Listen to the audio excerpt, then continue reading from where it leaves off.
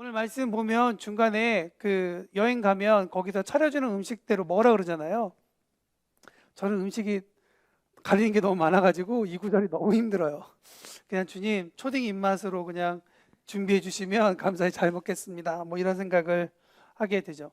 저는 오늘 말씀을 준비하면서 이런 생각을 해봅니다. 이 땅 가운데 나는 어떤 존재로 살아가야 하는가라는 그것이 사실은 뭐 사람마다 여러 가지 고민이 있겠지만 저에게 있어서는 매우 중요한, 그리고 매번 하게 되는 그런 질문인 것 같습니다. 당연히 크리스찬으로서 이 세상에서 살아가야 되잖아요. 저도 그렇지만 이 세상 가운데 크리스찬으로서 어떤 존재로 살아가야 하는가, 저는 이것이 우리의 숙제가 되어야 된다고 생각해요. 예전에는 예수를 믿고 또 이렇게 선교행 같은 걸 갔다 오면 복음을 전한다, 또 뭔가를 도와준다라는 입장에서 내가 뭔가 필요를 채워주는 것이 교회고 크리스찬이구나 라는 생각 때문에 그래도 크리스찬은 이 세상에 존재해야지 라고 생각을 했거든요. 그런데 우리 어저께 첫날 새벽 기도회 때 강 목사님께서 말씀을 해 주셨지만, 요즘처럼 교회가 혐오스럽고 교회가 신뢰가 가지 않고 교회에 대한 믿음이 떨어진 세상 가운데, 그러면 교회는 세상은 뭐라고 얘기할까? 교회가 계속 존재하기를 원할까?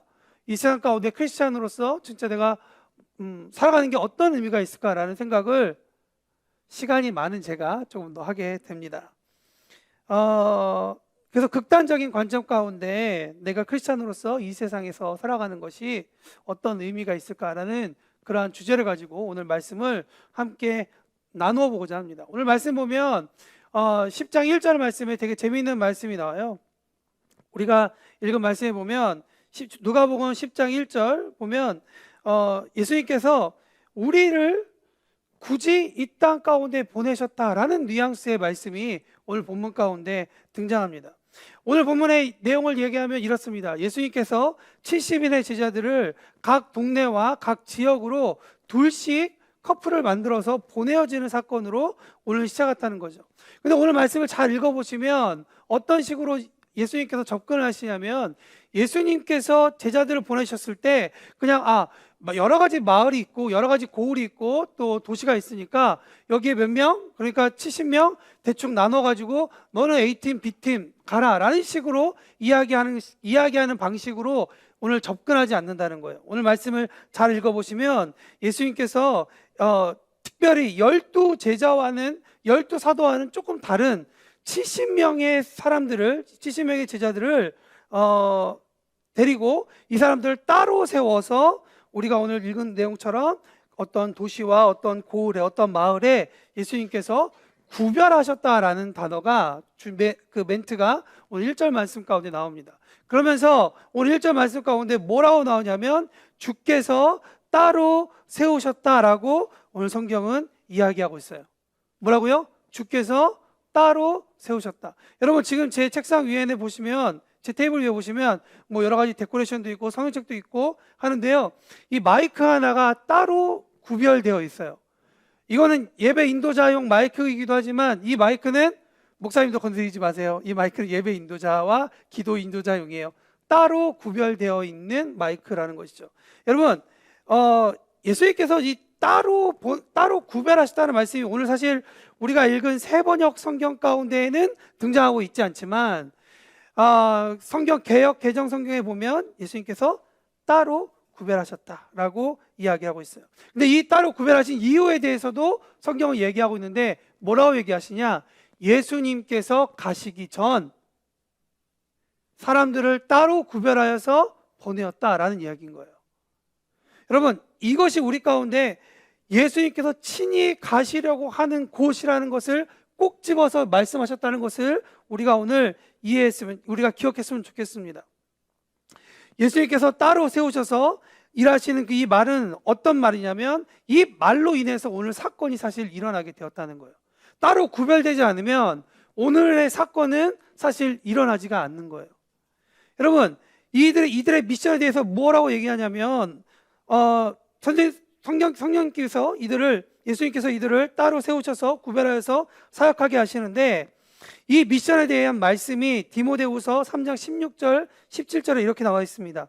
모든 성경은 하나님의 감동으로 된 것으로 교훈과 책망과 바르게 함과 의로 교육하기에 유익하니 이는 하나님의 사람으로 온전하게 하여 모든 선한 일을 행하기에 온전하게 함이라. 그러니까 오늘 말씀은 70명이 어떤 일을 했다라고 그냥 기록된 어떤 사건이 아니라 이 70명의 사건을 통하여서 우리에게 어떤 일을 하고 싶다고요?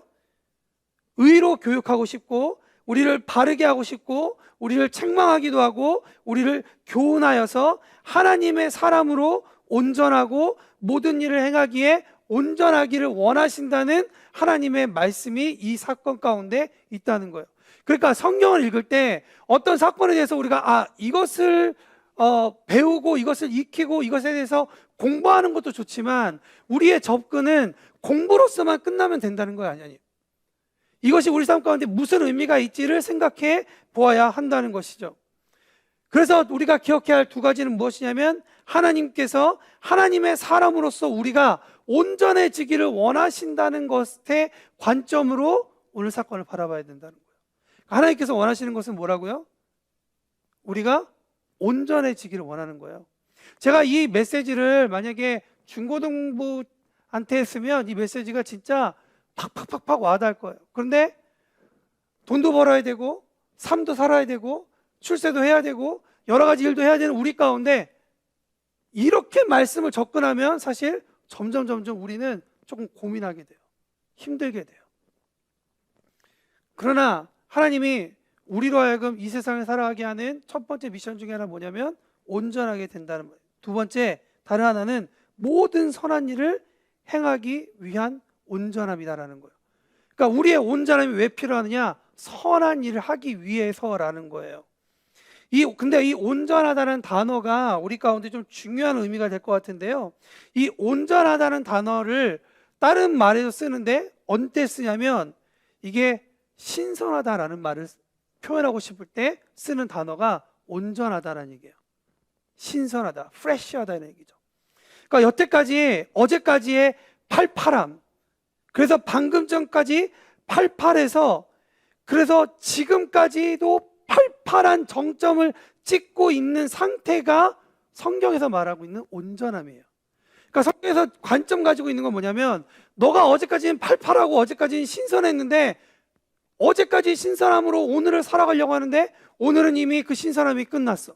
그래서 그 신선함이 이제는 점점 내가 죄송합니다 죽음으로 계속 걸어가고 있어? 그러면 성경에서 말하는 온전함의 뜻이 아니에요. 하나님께서 우리를 온전하게 원하신다는 건 어저께도 프레시했다면 오늘도 영적인 프레시를 갖고 내일도 영적인 프레시를 가질 수 있는 꿈을 갖게 하는 것이 하나님께서 우리에게 주시는 영적인 그러한 온유함의 메시지라는 거죠. 온전함의 메시지라는 거죠. 죄송합니다.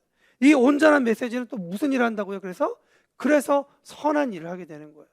여러분, 이 선한 일을 할 때 항상 창세기적 관점을 우리가 바라보게 되면 하나님이 세상을 창조하실 때 어떻게 하셨어요?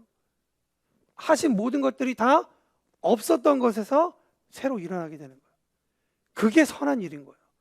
누굴 죽이는 일이 선한 일이 아니라 사람을 살리게 하는 일이, 어떤 사역이 살아나는 일이, 어떤 관계가 살아나게 하는 것이 무엇으로부터 시작된다고요?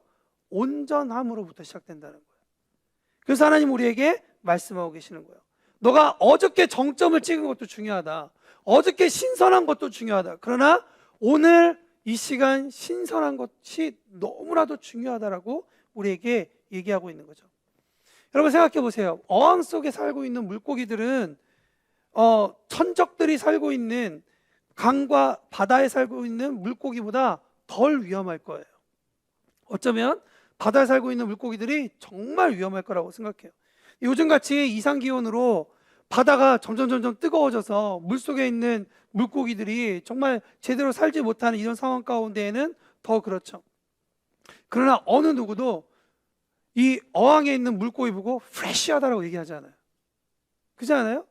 거친 바다 가운데에서 막 그렇게 이글이글 타고 있으면서 막 볼품이 없어지고 어려운 상황 가운데 있는 물고기를 바라볼 때 우리는 프레시하다라고 얘기하는 거죠. 여러분, 온전하다는 얘기는 또한 어떤 의미가 하나 더해줄 수 있냐면 그것은 사투한다는 얘기예요. 그러니까 투쟁한다는 얘기예요. 싸운다는 얘기예요. 이 온전하다는 단어 가운데 항상 같이 붙는 단어가 뭐냐면 싸운다는 거예요. 투쟁하고 있다는 얘기예요. 이 땅 가운데 태어나는 모든 생물들이 과연 우연한 존재일까? 저는 성경의 여러 가지 구절을 많이 외우지 못하지만 특별히 잘 외우고 있는 구절 중에 하나가 갈라디아서 4장 4절이에요. 혹시 아시는 분? 혹시 아시는 분? 커피 한 잔 쏠까요? 네, 다 찾을 것 같아서. 갈라디아서 4장 4절은 때가 참해 라는 말로 시작해요. 때가 찬다. 여러분, 우연이 되는 것 같지만 성경은 다 때가 있다고 이야기를 해요. 일상에서나 여행에서 걷다 보면 길가에 핀 꽃을 자주 발견하게 되죠. 여러분은 그것에 관심 있는지 모르겠지만 저는 제 휴대폰에 담겨 있는 몇 종류의 사진 중에 하나가 그런 들가에 핀 꽃들 사진이에요. 그러니까 제가 저에게 관심 있는 것은 대부분 돌들 사이에 핀 꽃들, 아니면 벽들 사이에 핀 꽃들, 아니면 콘크리트 사이에 그 좁은 곳에 정말 꽃이 피지 못할 것 같은 그곳에 이렇게 빼꼼하고 나와서 반겨주는 그러한 꽃들을 발견할 때마다 신기하고 너무나도 생명에 대해서 경이롭게 생각합니다. 존재에 대해서 많이 생각해 주죠. 그런데 여러분, 혹시 꽃이 피어나는데 며칠이 걸리는 줄 아세요? 저도 몰라요. 그러니까 가르쳐 주세요. 저도 잘 몰라요. 근데 중요한 한 가지 사실은 뭐냐면 꽃은 심으니까 바로 나오지 않는다는 거예요. 꽃마다 피어나는 시기가 있죠. 움트는 시기가 있고 꽃잎이 잎새가 피고 꽃이 피우는 시기가 있다는 거죠. 여러분, 제가 이 얘기를 왜 하냐면요, 제가 갑자기 지나가는데 갑자기 우연하게 꽃들이 저기 추종열 지나간다, 오늘 한번 내가 빼꼼하게 펴가지고 그의 기분을 위로해줘야지 하고 갑자기 꽃이 저기서부터 걸어오는 저를 발견하고 후다닥 펴가지고 뿅 하고 태어나지 않는다는 거예요. 여러분, 반대로 제가 이 꽃을 오늘 발견할 수 있었지만 만약에 어제였다면, 반대로 또 내일이라면 이 꽃을 발견할 수도 있겠지만 발견하지 못할 가능성도 있다는 거예요. 환경도 시간도 딱 맞아야 만나게 된다는 것이죠. 여러분, 제가 지나가는 시간, 그리고 꽃이 피는 시간, 여러분 이거 많이 보시죠?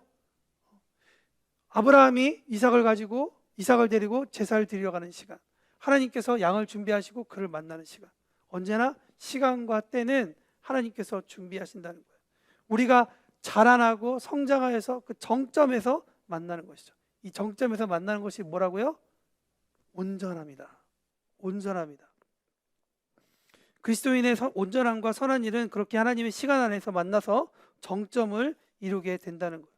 인위적으로 내가 조금 더 먼저 간다고 해서, 내가 좀 더 늦게 간다고 해서 만날 수 있는 게 아니에요. 그래서 제가 말씀 가운데 늘 마음 가운데 담화가 드는 그 구절 중에 하나는 제가 지난주에도 한번 읽어드렸지만 사도행전에 그 가말리엘이 말한 그 말이에요. 만약 이 사역이 하나님의 사역이라면 내버려둬라. 하나님께서 열매를 맺게 할 것이다. 그러나 이것이 사람의 사역이면 열매를 맺지 못할 것이다 라는 그러한 이야기라는 것이죠. 저는 때가 참해라는 그 단어가 정말 우리 가운데 그냥 랜덤이 아니라는 것을 너무나도 알고 있다는 거죠. 전 여러분이 저와 이 마음을 같이 품기를 예수님의 이름으로 축복합니다. 다시 말씀드리면 오늘 70명은 예수님께서 따로 구별하여서 하나님의 시간에, 하나님의 때에 예수님을 만나기 전에 미리 만나야 되는 사람들에게 보내어진 사람이다라는 것을 성경은 강조하고 있다고 말씀드렸어요. 제자의 삶은 예수님을 구주로 삼고 그분의 가르침대로 살겠다고 작으나 작지만 위대한 결심한 사람들에게는 삶이란 결코 우연이 아니다, 랜덤이 아니다 라는 사실을 우리는 강조하고 기억해야 한다는 거죠. 여러분, 저와 함께 따라합시다. 우리의 삶은 우연히 일어나는 것이 아니라, 랜덤도 아니라 하나님의 시간과 하나님의 때 가운데 있다. 아멘. 여러분, 제가 아내의 부탁을 받고 퇴근하면서 뭐 이렇게 사가야 될 때가 있거든요. 요즘은 제가 말씀드릴 것 같은 실수를 하지 않으려고 문자 미리 받아놓고 확인해서 사서 가는데, 전화 통화하면서 급할 때 뭐 사오라 그러면 알았다고 분명히 명확하게 알고 있는데 운전하고 마트 딱 들어가는 순간 한 가지가 꼭 생각이 안 나요. 고민하게 되죠. 전화하면 분명히 잔소리 듣는데 이 사태를 어떻게 할 것인가 막 이래요. 제가 쭈삣쭈삣하고 있으면 주인이 나와서 얘기하죠. 아, 뭐 사시려고, 뭐 필요하시냐고. 아, 제가 뭐 잊어먹었다 얘기하면 주인이 그러죠. 아유, 요즘 많이 그래요. 저도 그래요. 얘기하거든요. 근데 여러분, 요즘 많은 사람들이 그렇게 산다고 해가지고 그게 다 맞는 건 아닌 것 같아요. 다른 사람들이 그렇게 하니까 나도 괜찮겠지. 다 잊어먹는데 뭐. 다 그냥 잊어먹는데 살지 뭐. 라는 식으로 접근하는 것은 되게 위험한 거죠. 마트에 가게 되면 마트에 가게 된 목적과 이유를 분명히 찾아야 한다는 것이죠. 여러분, 마트 하나도 그런데 이 땅 가운데 여러분 지금 20년, 30년, 40년, 50년 살면서 우리가 이 땅 가운데에서 살아가야 되는 이유를 찾지 않고 그냥 시간이 주어지는 대로 많이 살고 있다면, 물론 지금도 여러분들은 너무나도 고귀한 삶을 살고 있지만, 그러나 우리 가운데 정말 익사이팅하고 정말 재미있고 우리가 누려야 할 것들을 정말 누리지 못하는 그러한 이유를 우리가 찾게 된다는 것이죠. 여러분, 2021년 6월 26일 기준 세계 인구가 몇 명인 줄 아세요? 약 78억 7,500만 정도가 이 지구 가운데 살고 있어요. 각자 살고 있죠. 다른 나라, 다른 인종, 다른 여러 지역 가운데 살고 있어요. 제가 저 가까이 계신 분들한테 늘 하시는 말씀이지만, 이 타이밍에 여러분과 제가 관계하고 여기에 모인 이유가 무엇인지 한번 물어본다 그러면, 저는 뭐 여러 가지 이유를 얘기할 수 있겠지만, 그러나 큰 덩어리 하나로 얘기하면 그건 하나님께서 우리 가운데 계획하심이 있다. 내가 당신에게 배울 것이 있고 제가 여러분들에게 선포해야 할 것들이 있기 때문에 우리는 때에 따라져서 보내어졌고 이곳에서 만나졌고 그 고귀함을 우리는 간직해야 할 필요가 있다는 것이죠. 그러니까 이 때를 귀하게 생각하고 간직하는 사람이, 저는 진짜 크리스찬이요 온전함으로 나아가는 우리의 모습이라고 생각합니다. 두 번째, 이 땅에 보내어진 우리의 사명은 무엇일까를 생각해 봅니다. 그러니까 그렇게까지 타이밍까지 절묘하게 정교하게 맞춰서 만나게 하시고 보내어진 이유가 무엇이냐. 정교하게 정말 여러분과 제가 만날 수 있는 그 78억의 인구를 다 넘어서 여러분들하고 딱 만났는데 안녕하세요 하고 헤어지고 그냥 끝난다 그러면 너무 안타까운 일이다. 2절 말씀 한번 쳐주실래요? 2절 말씀 한번 다 같이 한번 읽어보도록 하겠습니다. 누가복음 10장 2절 말씀 다 같이 읽겠습니다. 시작.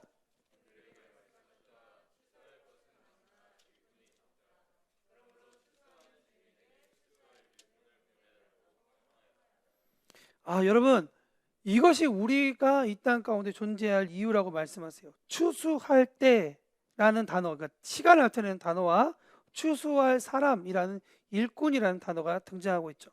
때에 대해서는 제가 여러분들에게 이미 말씀을 드렸으니 일꾼이라는 단어에 대해서 조금 더 살펴보면 좋겠습니다. 여러분, 일꾼이라는 단어를 딱 들으면 어떤 느낌부터 드세요? 교회에서 세호 멘토님은 정말 교회 일꾼입니다. 이러면 무슨 말씀이 드세요?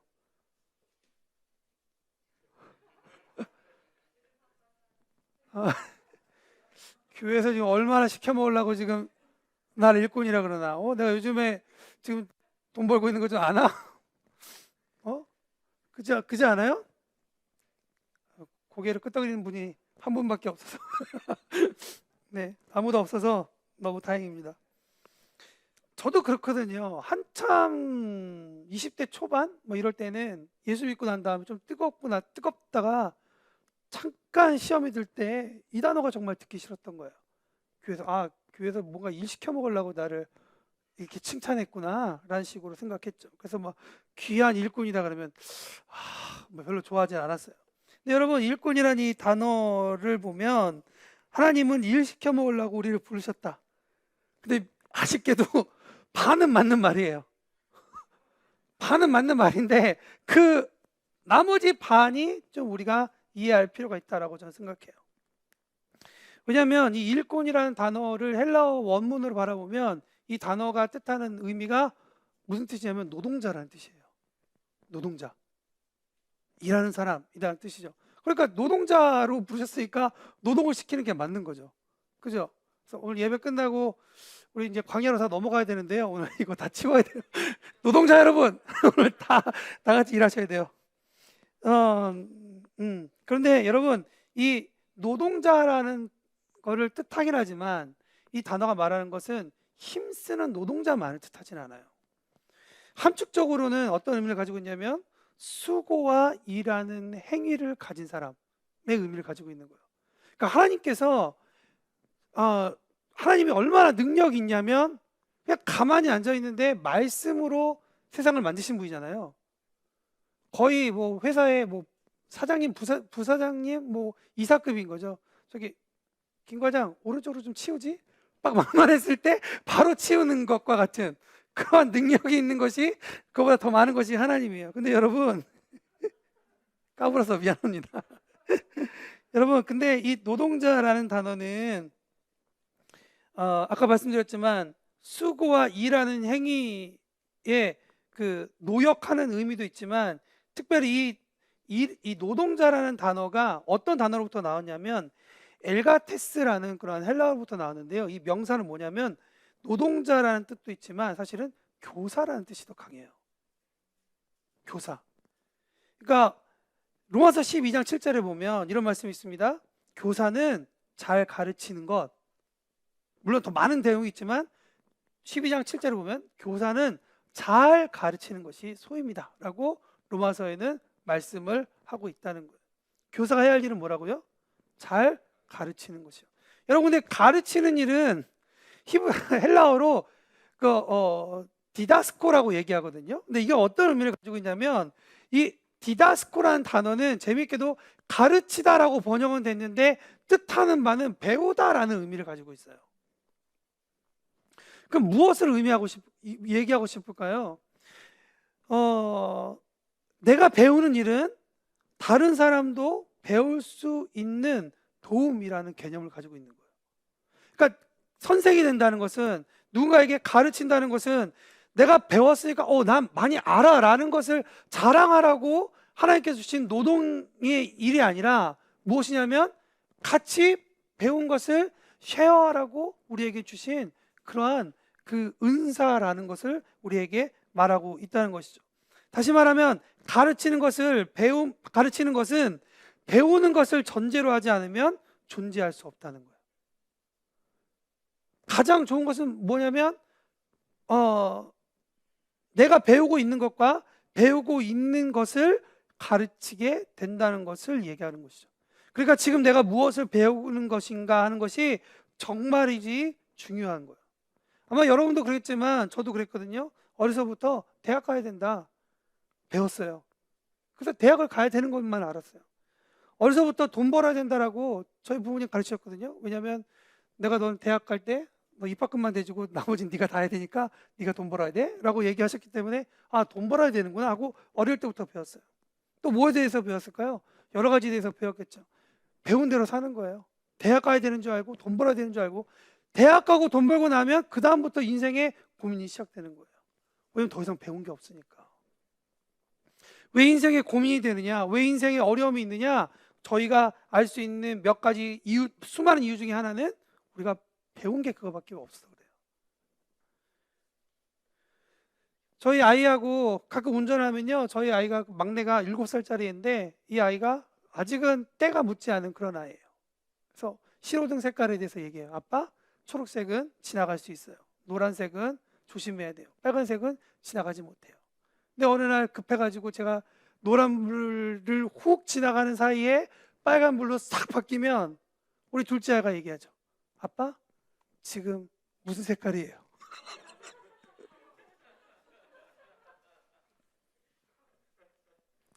저는 고민하기 시작하죠.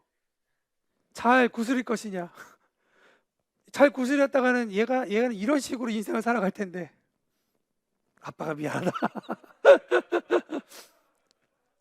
제가 만약에 여기서 급하면 그래도 돼 라고 만약에 가르치면 이 아이는 7살 때부터 그런 식으로 살아가는 거예요. 빨간불엔 지나가지 말아야 되지만 그러나 급할 땐 된다. 급할 땐 된다. 잘 배운다는 것은 성경에서 얘기하는 건 때를 구별하고 구분할 줄 안다는 것도 포함되어 있어요. 배우지 않으면 추수할 때가 되었음에도 불구하고 때를 알지 못해 수확의 정점에 이름했음에도 불구하고 현상만 보고 지나가는 거예요. 그냥 얻어야 되는데, 수확해야 되는데 지나가 버리는 거예요. 여러분, 지나가면 끝일까요? 농사를 많이 안 해보셨겠지만 우리가 배운 바에 의하면 어떻게 되죠? 수확하지 않으면 그거는 다 썩게 되는 거예요. 썩게 되고 그 다음 해를 준비할 수가 없는 거예요. 추수란 단어는 정점이라는 의미도 가지고 있어요.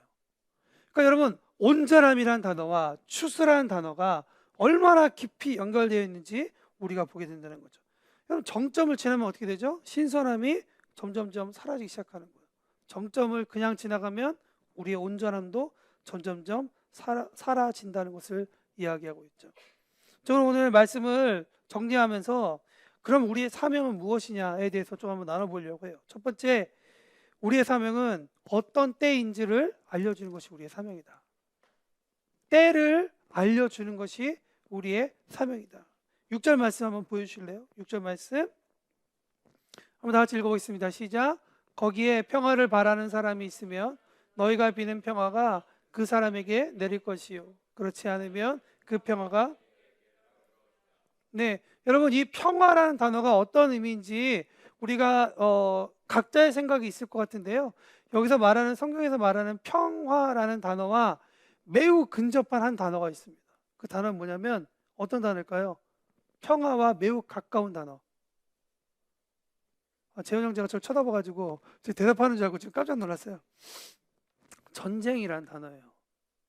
전쟁.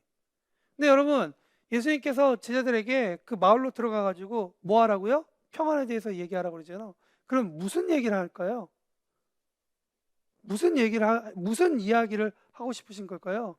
우리의 인생이 아무것도 일어나지 않고 그냥 아침에 일어나서 밥 먹고 일하고 그러다가 저녁에 집에 돌아와서 사는 것이 하루 같지만 여러분, 이것이 전쟁이다. 이것이 전투이다 라는 것을 알려주라는 거예요. 그냥 지나가지 말라는 거죠. 평화는 전쟁과 연관되어 있는 단어라고 말씀드렸어요. 여러분, 어떤 종류의 전쟁일까요? 물론 눈앞에 전쟁이 일어나질 않죠. 눈앞에서 지금 총 들고 칼 들고 싸우진 않아요.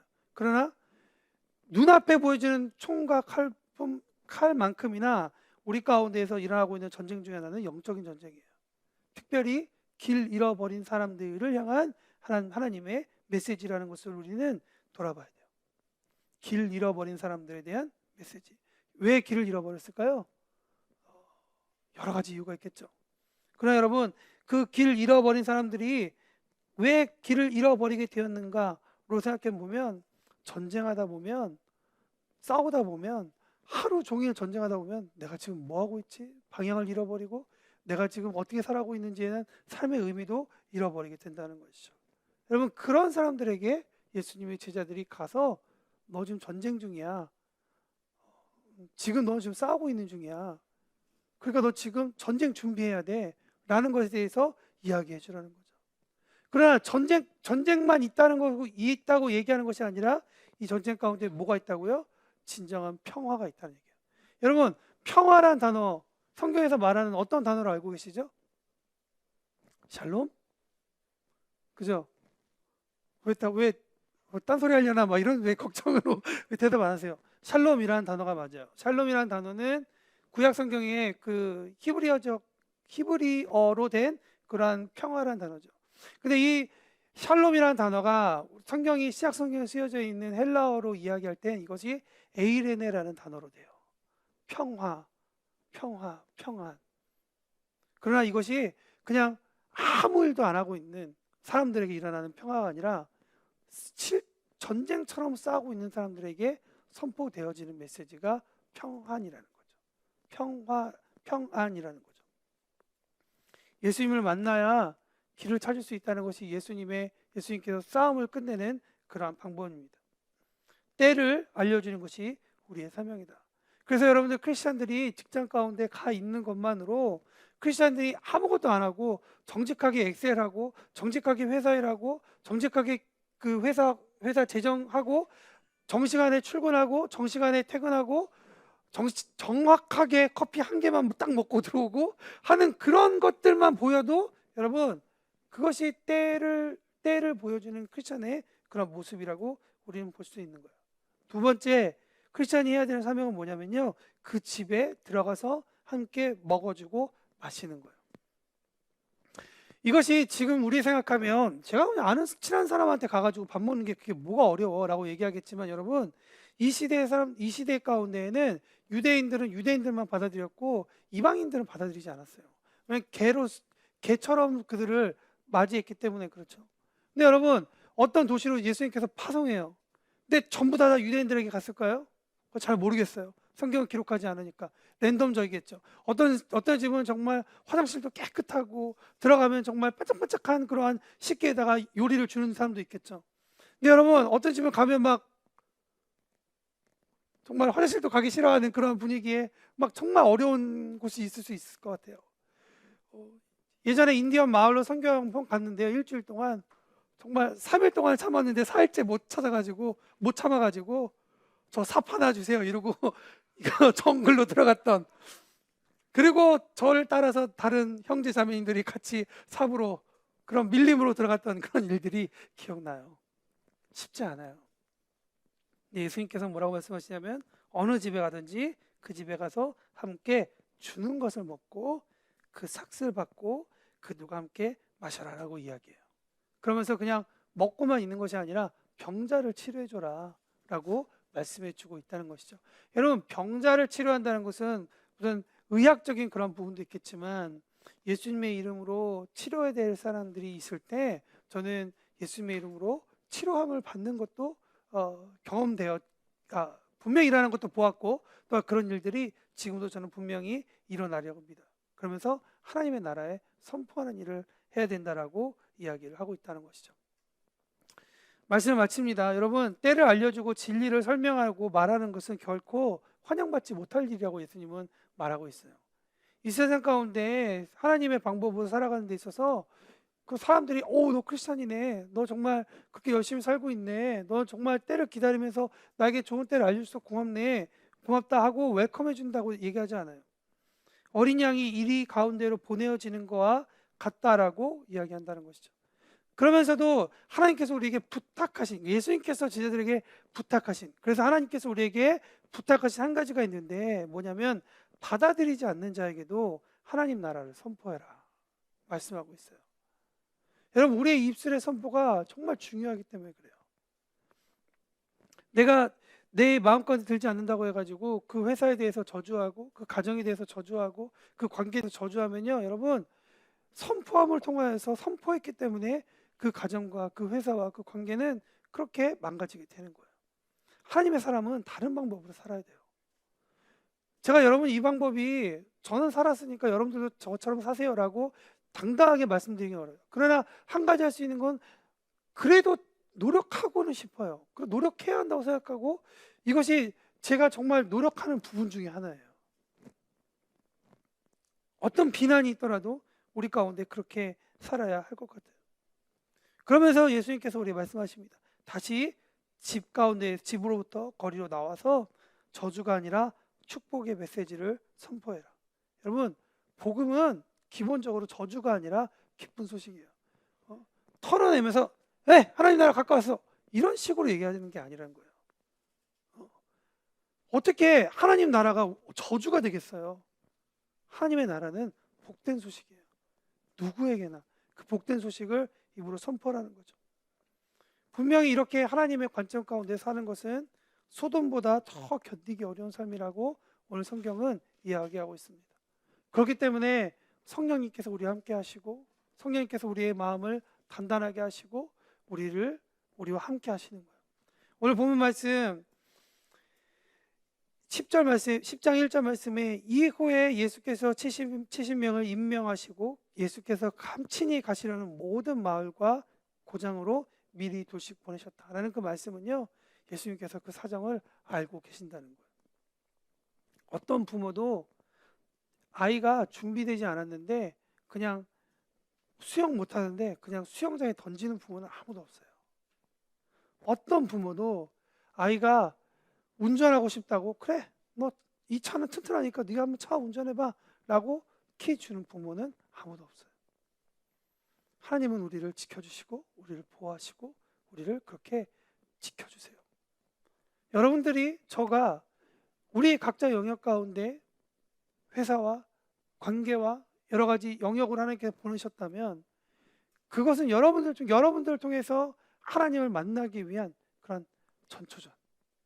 여러분의 삶을 통해서 예수님을 알 수 있도록 여러분들이 정말 그 사람들에게 있어서 정말 중요한 다리가 되는 거예요.